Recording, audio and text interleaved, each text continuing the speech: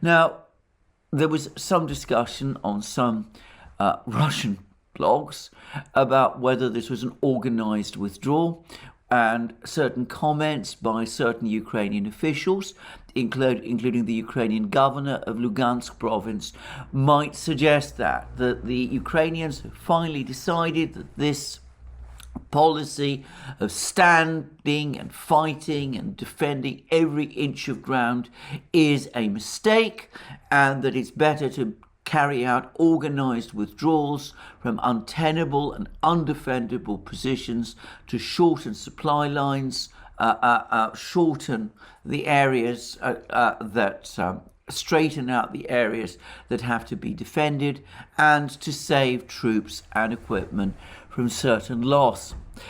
I have to say straight away that actually the information from the ground, the information I'm getting from the ground, does not suggest that these withdrawals are orderly at all. There was an account by a French journalist, for example, which I read yesterday, in which the French journalist says that he was in Severodonetsk, that he spoke with a Ukrainian army officer in Severodonetsk, a city where he described the condition of the Ukrainian army as dire. But anyway, he spoke to a Ukrainian officer in Severodonetsk who was defending a bridge over the Severodonetsk River, a bridge linking Severodonetsk to the neighboring town of Lysychansk, and the orders that the Ukrainian officer had received and the troops he commanded was to defend the bridge and to prevent the Russians from capturing it. This bridge being presumably the bridge across which the Ukrainian troops would have to retreat if they were to flee from Severodonetsk to Lysychansk. Anyway, the Ukrainian officer told the French journalist that this order was illogical. And the reason it is illogical is because the bridge in question was destroyed some time ago. In other words, the Ukrainian officer is defending a bridge which does not actually exist.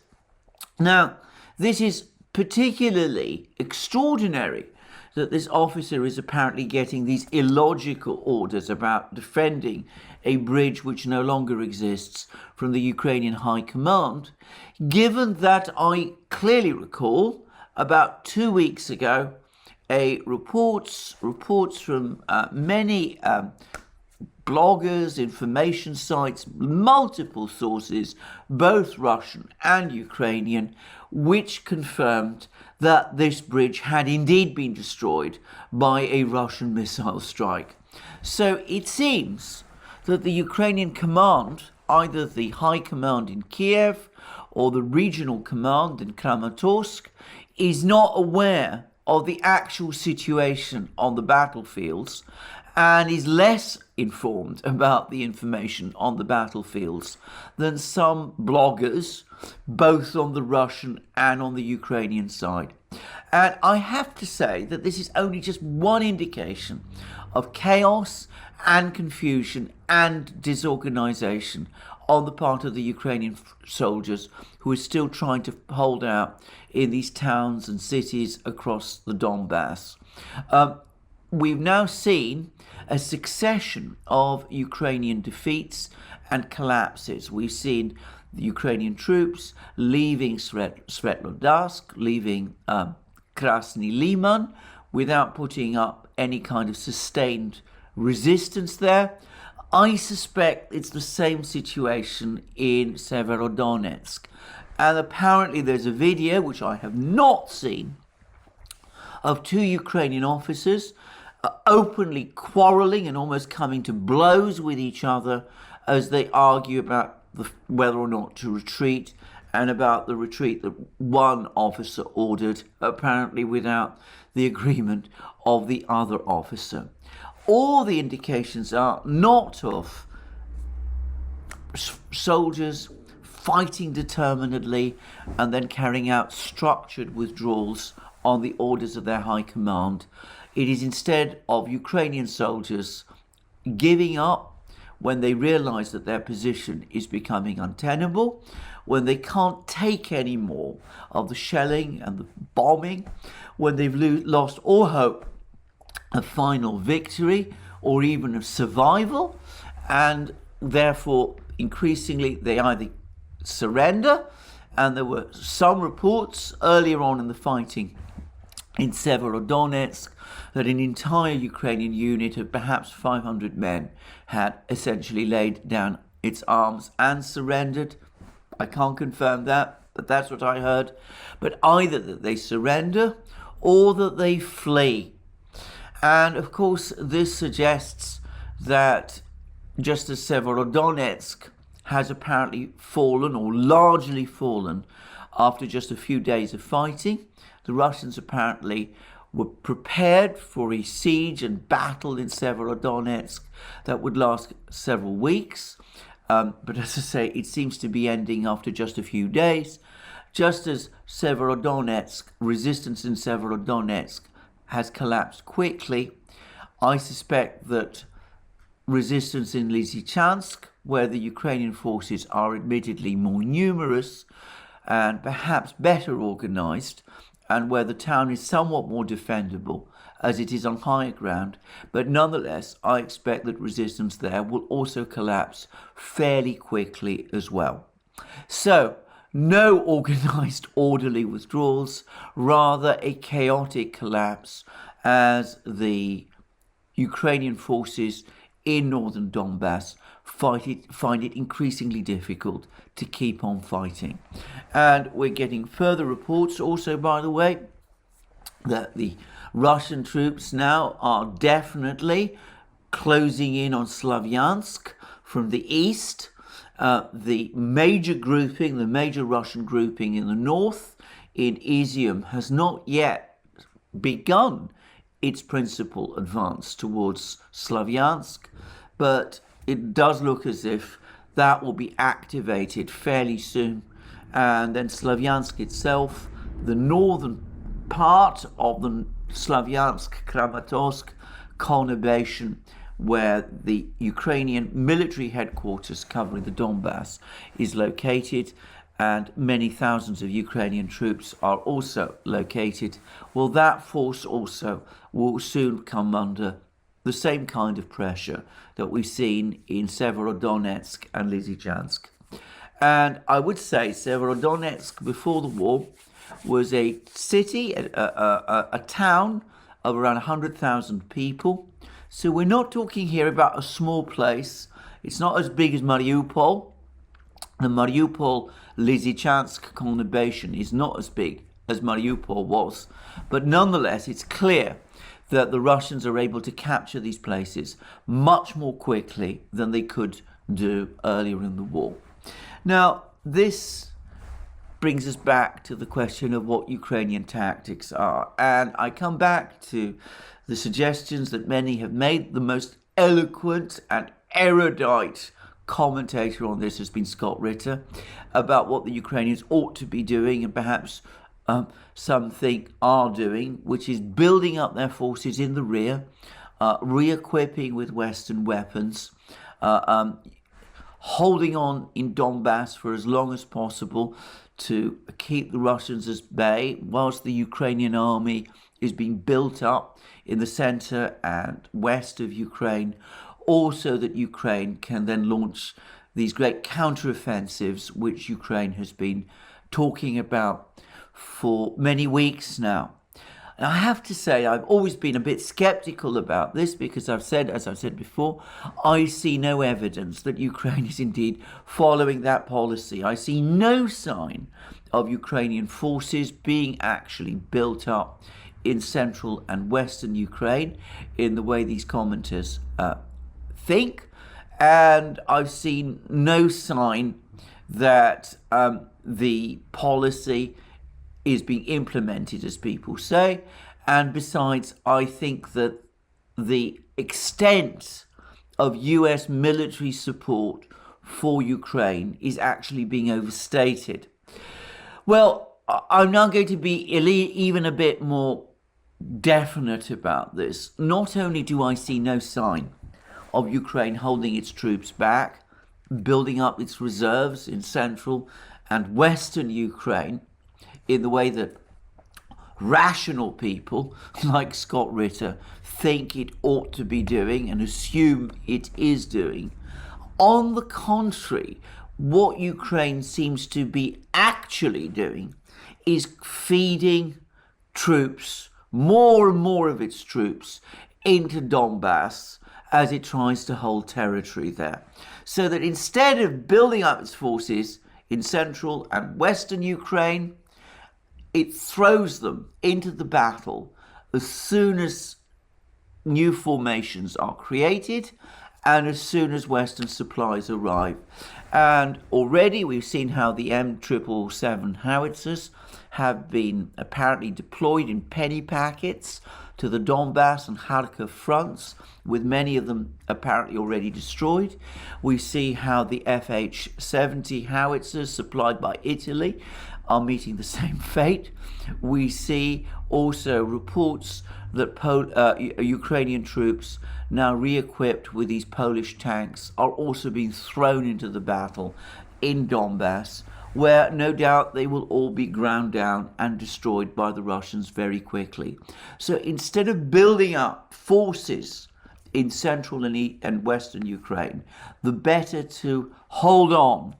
Ukraine is throwing them away. It's not taking time to train up its troops properly. It's not finding the time to integrate these troops with Western weapons. The amount of Western weapons is running short anyway, but instead Ukraine is throwing whatever it has into the maelstrom of the battle in Donbass, where Ukraine is overwhelmingly outnumbered, perhaps not in men, but at least in material, in artillery, in rockets, in missiles, in tanks and armored vehicles, and of course where the Russians have total aerial dominance. The Ukrainians are throwing everything they have there, and that everything is being crunched up and destroyed. And by the way, it's clear to me that this is the major role in the battle up to now of this Russian force in Izium. It probably was first deployed, this is my guess, as I said, I say I'm not a military strategist or tactician, but I suspect that the Russians originally built up this force in order to have it advance on Slavyansk. That was the original Russian plan. But what has happened instead is that the Ukrainians have been throwing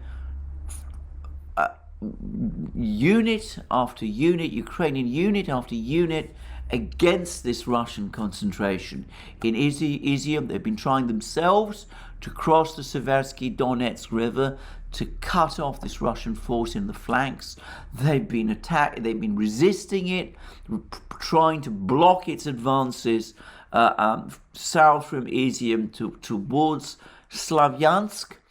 And I think that after a certain point, the Russian command decided that this actually suited the Russians perfectly well. Because what has been happening is that these Ukrainian forces are thrown against this major Russian concentration in Izium, and the Russian forces in Izium then simply destroy these Ukrainian forces that are sent to attack them. They're swatting them, in effect, like flies. And that's a brutal metaphor to use, one I'm uncomfortable in using, but that essentially seems to be what is happening.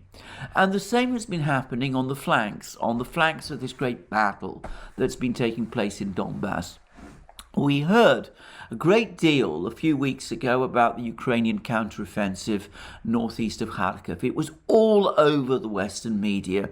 This mysterious think tank, the Institute of War, which exists in Washington and which publishes various assessments of the war from very pro-Ukrainian point of view. It talked up this great offensive that the Ukrainians were launching northeast of Kharkiv. The British media were all over it. They were talking about the great Ukrainian victory, how Ukraine had won the Battle of Kharkiv, and how this was, another Ukrainian triumph after the triumph in the Battle of Kiev. Anyway, that was the narrative. Ukrainian troops advanced.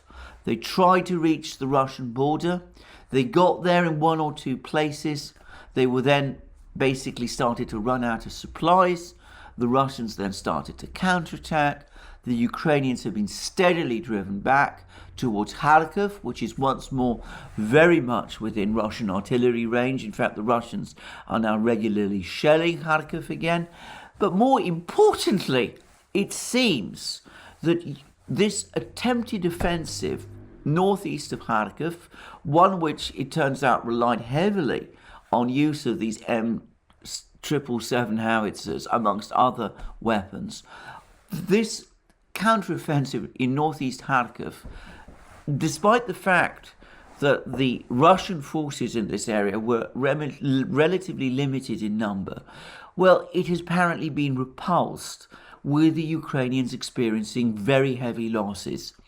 Now, President Zelensky recently visited Kharkiv, and it's interesting to notice how all kinds of people, Ukrainian officials and apparently Ukrainian military officers who were in Kharkiv have been replaced, and there's been some suggestions that Zelensky did that, or Zelensky's visit to Kharkiv was to bolster his political position. Well, I can't comment on that. I don't know for a fact one way or the other.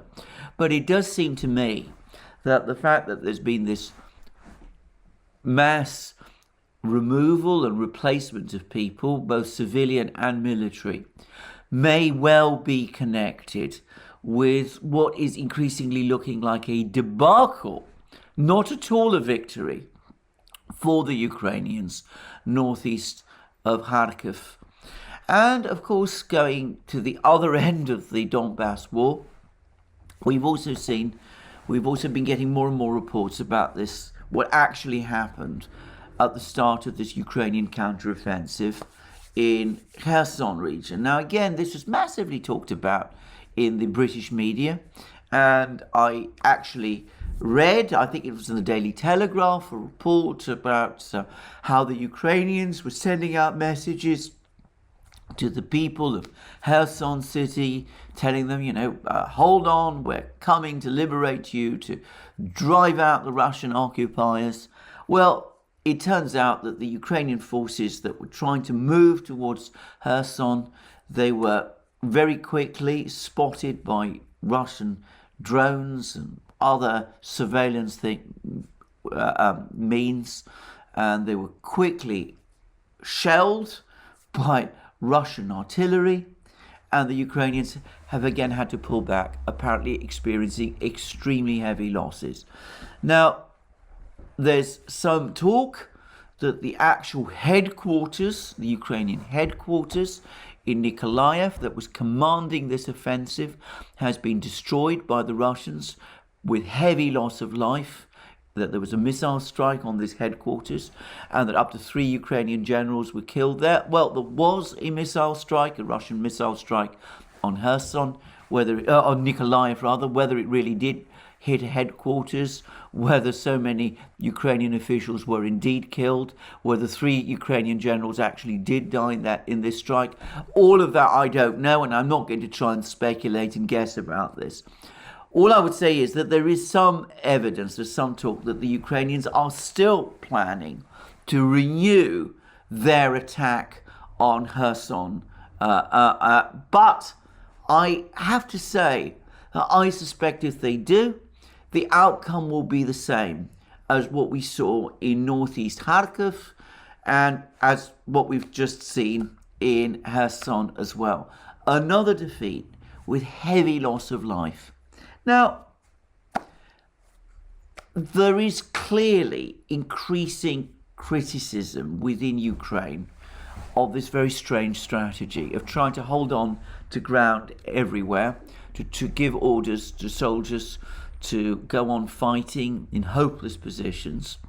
And as I've discussed in previous programs, and as we see with these Ukrainian soldiers now giving up and retreating, basically of their own accord, fleeing from the battlefields, if you prefer, though I don't like that word because it implies a lack of courage on the part of men who are brave men and who have been fighting with great courage up to now.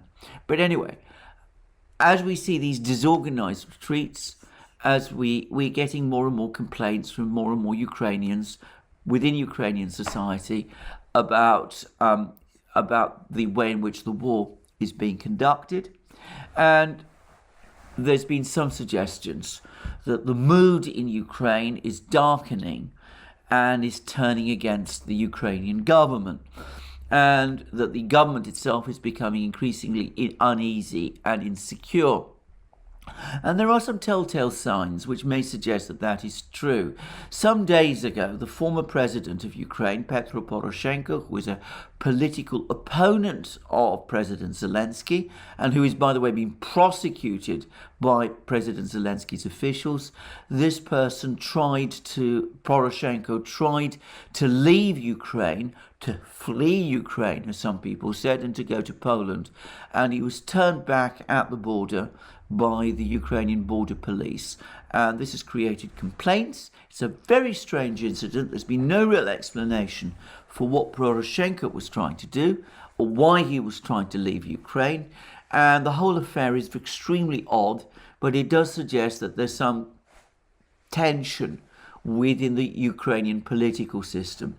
I would add that just before Poroshenko tried to leave Ukraine, he gave a long and frankly extremely uninteresting and self-laudatory interview to the Financial Times, which made me think that perhaps he was maneuvering again for some kind of return to political prominence. Well, who knows? But anyway, that does make me wonder whether everything is under control politically within Ukraine itself. And obviously, some are saying that some of these dismissals in Kharkiv were, as I said previously, a sign that Ukraine is trying to, that Zelensky is trying to shore up support, even as it starts to crumble around him, even as the military situation begins to turn against him. And, well, is clearly turning against Ukraine. And I've actually started to see some criticism of Ukrainian military policy in parts of the Western media as well. There was a very interesting article in The Guardian which finally acknowledged the essential truth about the way in which the Russians are waging this war, and the way in which, by the way, the Russians have been waging this war from the outset. On the Duran, Alex Christoforou and I myself on this channel have repeatedly emphasized that the Russian objective is not to seize cities in a hurry, but rather to destroy Ukraine's ability to resist, to keep going, to fight by destroying the Ukrainian army. And the Ukrainian battlefield tactics or strategy in Donbass actually plays directly into this Russian objective. Instead of building up defenses, instead of preserving its army so that it can keep on fighting, Ukraine is throwing more and more of it into the hell of the battle in the Donbass, where it is getting destroyed, leaving Ukraine weaker and weaker. So the fact that we aren't seeing massive, rapid advances in eastern Ukraine by the Russians, they're not covering tens of kilometers a day, isn't a sign that the Russian strategy is failing or that the Russian offensive is going slowly, as some people say.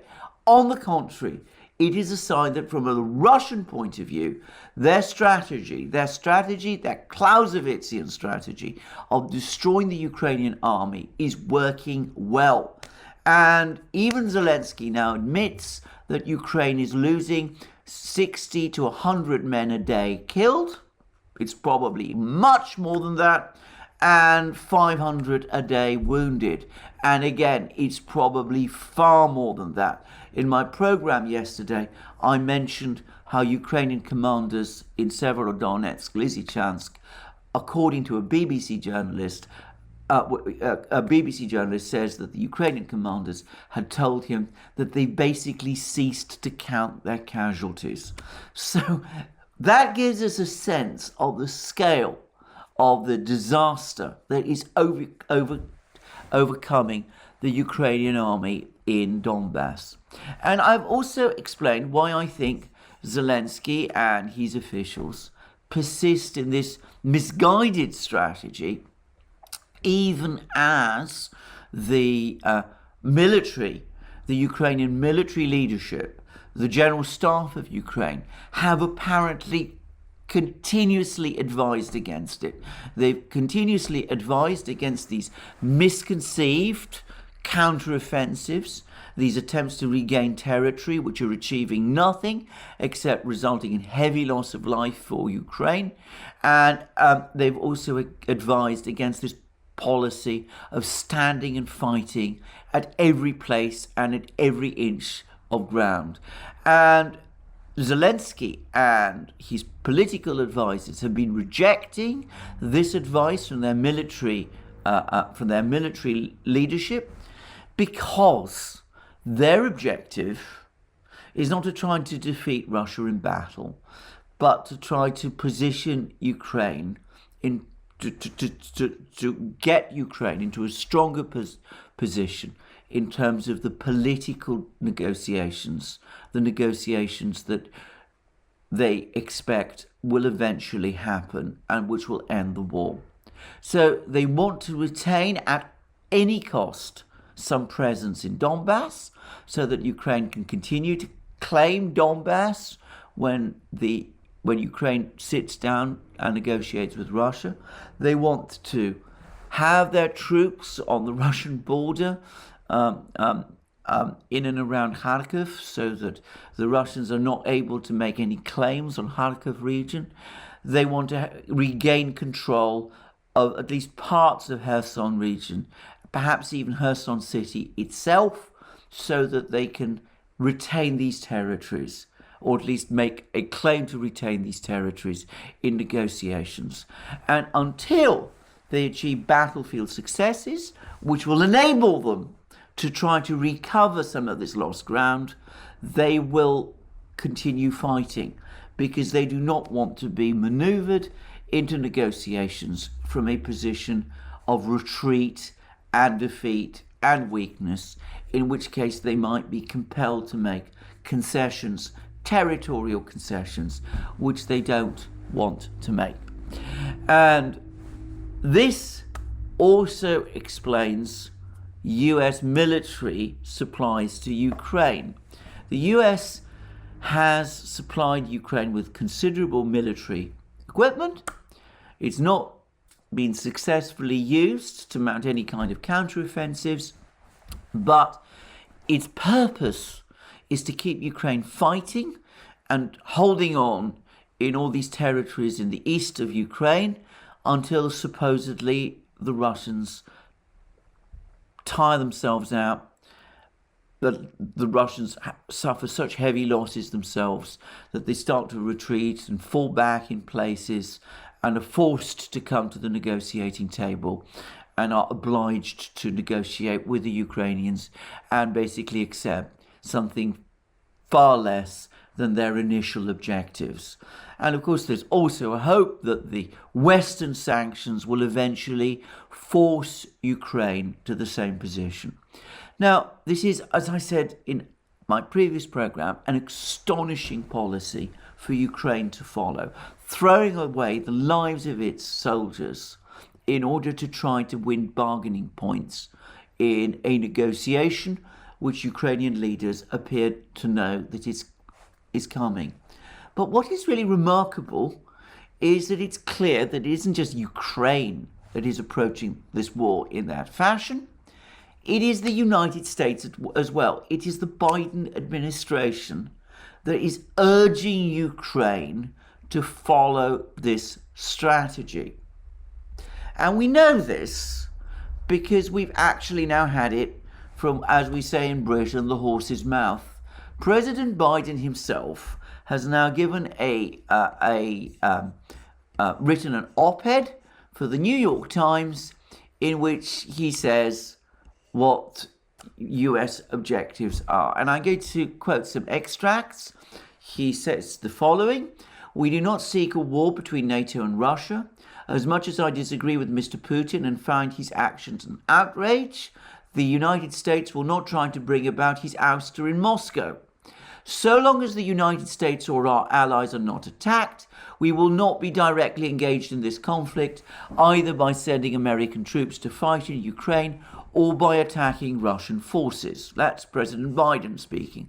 And then he goes on to say that we will continue providing Ukraine with advanced weaponry, including Javelin anti-tank missiles, Stinger anti-aircraft missiles, powerful artillery and precision rocket systems, radars, unmanned aerial vehicles, Mi-17 helicopters and ammunition.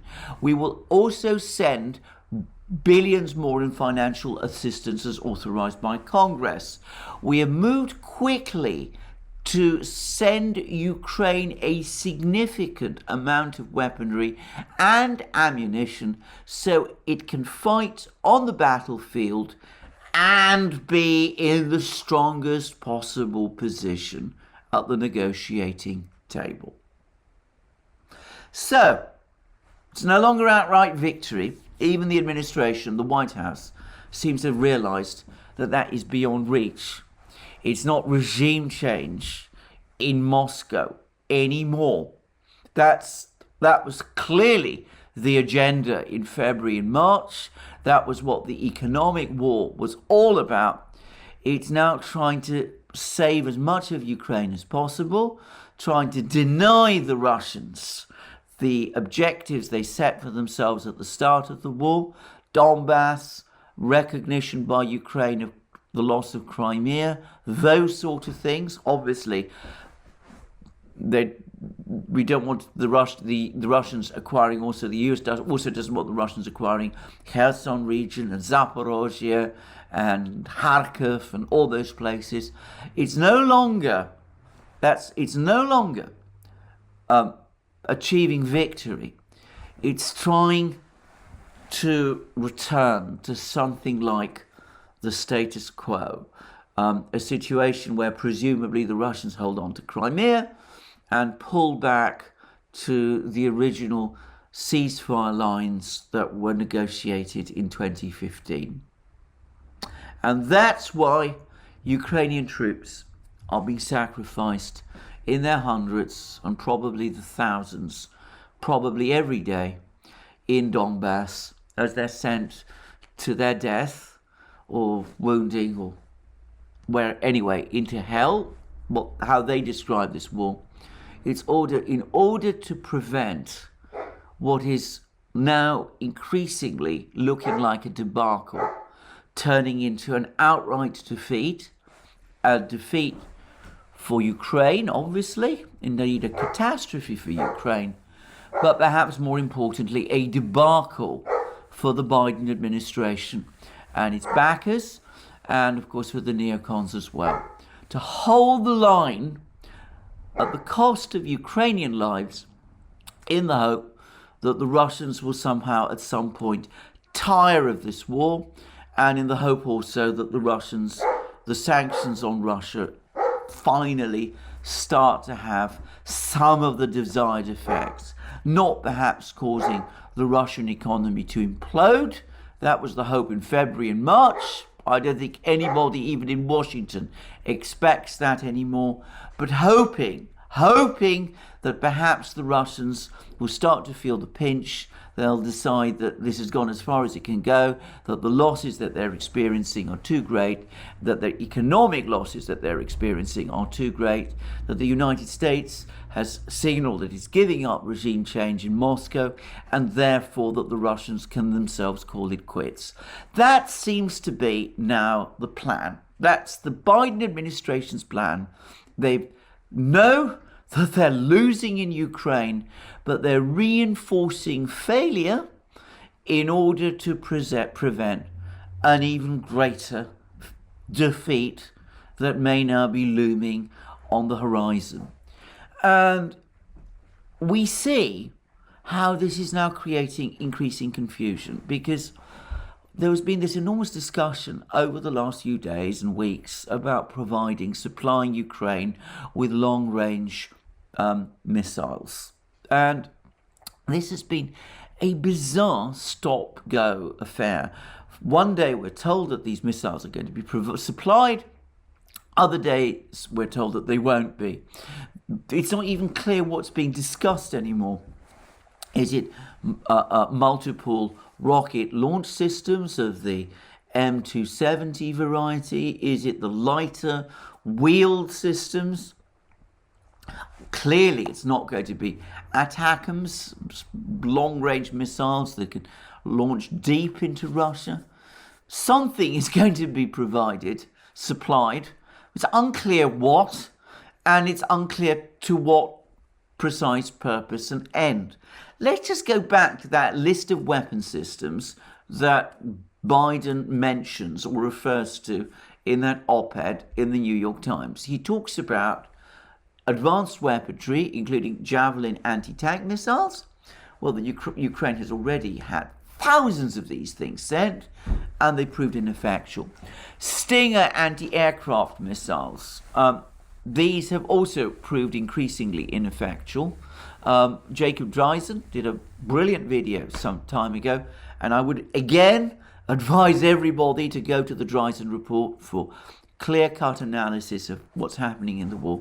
Anyway, Jacob Dreisen pointed out that these Stingers did manage to shoot down a certain number of Russian aircraft at the start of the war, but the Russians quickly adapted their tactics, and it's now basically weeks since we got any reports of Russian aircraft being shot down. So Biden talks about Javelin anti-tank missiles, Stinger anti-aircraft missiles. The reality is both have proved essentially ineffective.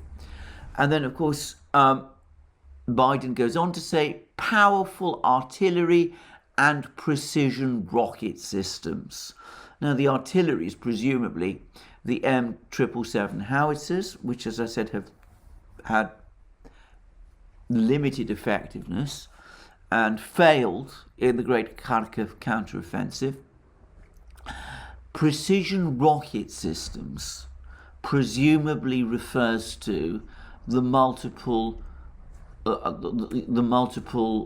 launch rocket systems, the M270 or the wheeled version of this. But then we go on to read from Biden that we are not encouraging or enabling, the key word is enabling, Ukraine to strike beyond its borders.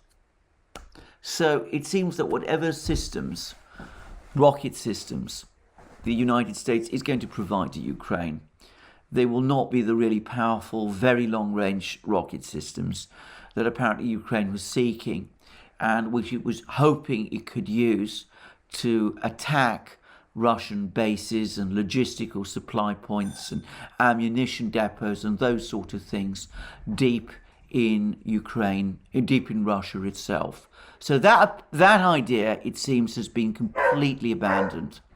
Well, what are they then supplying? Well, it's not clear at all from this report, from this op-ed of Biden's. We're not really told. There's no real way of knowing one way or the other. I wonder whether the United States itself, whether the Pentagon has itself come to a clear decision, because shorter range multiple rocket launch systems, such as have been talked about, simply duplicate, as far as I can see, capability that Ukraine has already. It has already lost most of its multiple rocket launch systems. But there's no reason to think that the US systems are any more effective if they're shorter ranged than the ones that Ukraine had previously. And in any event, they're not going to be able, the Americans are not going to be able to supply Ukraine with enough of these systems to replace those it has lost one for one. So it already looks extremely confused. But the key words here, again, are those in the op-ed: to place Ukraine in the strongest possible position at the negotiating table. So, men, Ukrainians are being sacrificed. Ukraine is being destroyed to improve, theoretically, Ukraine's bargaining power in the run-up to negotiations, except surely, more plausibly, what's happening is going to be the opposite, because all the indications are that throwing more Ukrainian troops into the battlefields is not going to strengthen Ukraine's position. As these troops are killed, as these military units that they belong to are destroyed, as others of these troops are wounded and captured, as Ukraine actually loses more territory than it gains, as more material is destroyed, Ukraine's bargaining position is not strengthened, it is weakened. The longer this war goes on for, Ukraine's military position gets weaker. And there is no sign that the Russians are running out of men or munitions or rocket or missile systems or aircraft as they fight this war. In fact, all the indications are that the Russians are still fighting this war with only a very small proportion of their total military mobilized in order to win, in order to pursue their strategy in it. I mean, reports I've been reading of the Russians seizing refrigerators and washing machines in Ukraine and cranking out microchips from them in order to plant them in their missiles are just absurd. Again, I strongly suspect that one of the factors that may be influencing this misconceived strategy, both in Washington and Kiev and elsewhere, the idea that Ukraine, if it goes on holding out long enough, that the Russians themselves will suffer so much attrition that they will be forced to the negotiating table before Ukraine itself collapses.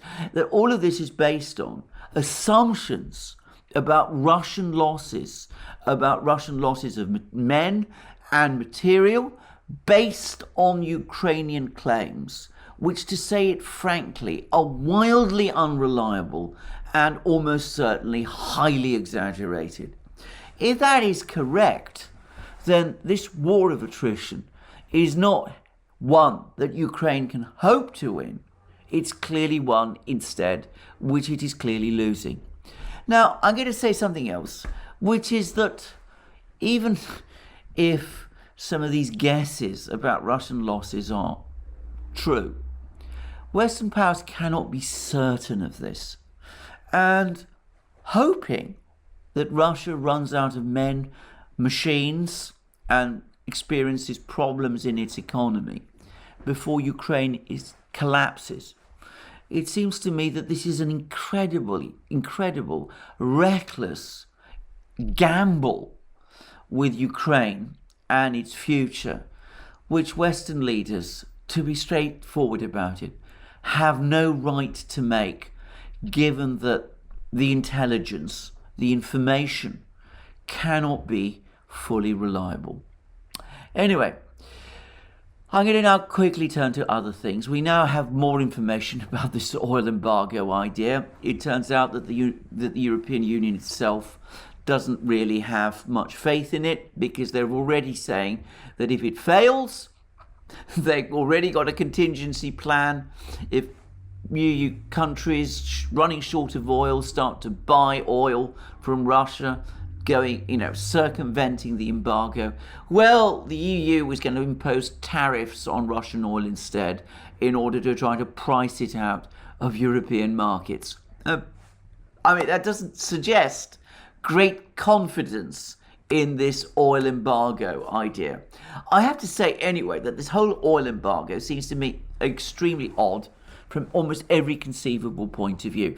When the Arab states imposed an oil embargo on the West in 1973, they cut supplies of oil to the West in order to force an economic crisis, which they hoped would force the Western powers to pressure Israel into making strategic concessions in the great contest between the Arab states and Israel that was raging at that time. It was the Arab states that cut off oil to the West. This time, the West is cutting off Russian oil to itself, creating what the International Energy Agency says is a worse energy crisis than the one that followed the Arab oil embargo of 1973. The logic of this already looks extremely strange.